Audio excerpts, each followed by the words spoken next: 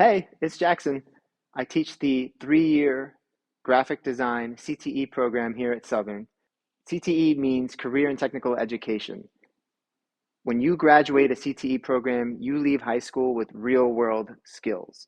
You have a lot of CTE programs to choose from here at Southern, but the graphic design program is all about learning how to live a life and make money by being creative. So if you like to draw, you'll fit in here. If you like to take photos, you'll fit in here.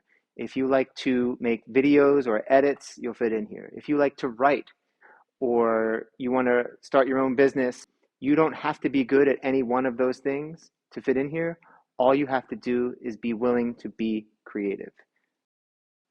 For instance, I've never made a video in my life, but I decided to open up my iMac and make this video for y'all. And hopefully by the time you're seeing it, I've edited it in Adobe Premiere, which I've also never used before, but I want to learn. So it's all about your curiosity here in the graphic design CTE program.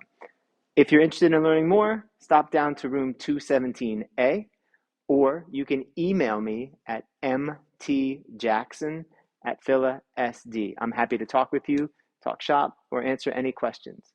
Catch you soon.